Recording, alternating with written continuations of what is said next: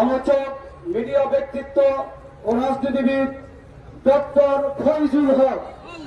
Doctor Faizul হক বিশিষ্ট media ব্যক্তিত্ব।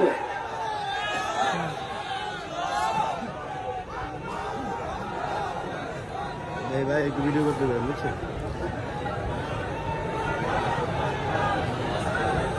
বিসমিল্লাহির রহমানির রহিম।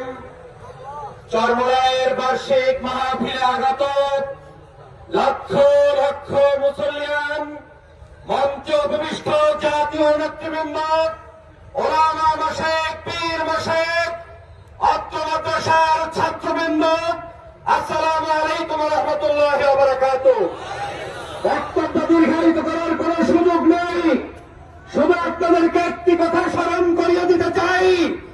বরিশালে যখন শেখ চরমোনাইয়ের উপরে আওয়ামী লীগের লোকেরা আক্রমণ করেছিল, আজ শেখ চরমোনাই আছে, আওয়ামী লীগ বাংলাদেশ থেকে পালিয়েছে। স্মরণ করিয়ে দিতে চাই, আমার শেখ চরমোনাই সেদিন বলেছিল শেখ হাসিনার পতন নিশ্চিত না করা পর্যন্ত ঘরে ফিরে যাবে না, যাবে না, যাবে না। শেখ চরমোনাই তিনি তার কথা রেখেছেন। বাংলাদেশ থেকে ফ্যাসিবাদকে মুক্তির জন্য চরমোনাইয়ের পীর সাহেবের নেতৃত্বে সারা বাংলাদেশের মানুষজন ঐক্যবদ্ধভাবে রাজপথে ছিল, ঠিক কিনা বলে? আগামীর বাংলাদেশ ইসলামের বাংলাদেশ। রক্তচক্ষুকে আমরা ভয় পাই না। মুসলমানদের রক্ত দেখে যাদের ঘুম নষ্ট হয়েছে, ওই সকল শাহবাগীদেরকে বলে দিতে চাই, এই বাংলাদেশ মসজিদের বাংলাদেশ, এই বাংলাদেশ মাদ্রাসার বাংলাদেশ, এই বাংলাদেশ কলেমার বাংলাদেশ, এই বাংলাদেশ ইসলামের বাংলাদেশ।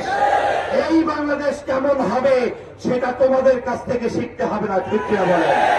এই বাংলাদেশ পরিচালনার জন্য এই বাংলাদেশে যারা আছেন ঐক্যবদ্ধভাবে আগামী দিনে রাষ্ট্র ক্ষমতায় কে আসবে কে আসবে না সেটা আমরা জানতে চাই না।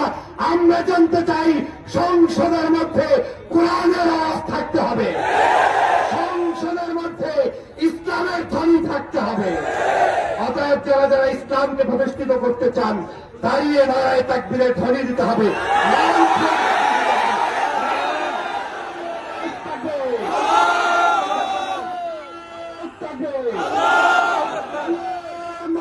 মুসলমান আল কোরআনের আলো সংসদে জ্বালাইতে হবে। আল কোরআনের আলো বলতে হবে মুসলমান। আল কোরআনের আলো পীর সাহেব চরমোনাই। আসসালামু আলাইকুম ওয়া রাহমাতুল্লাহি ওয়া বারাকাতুহু।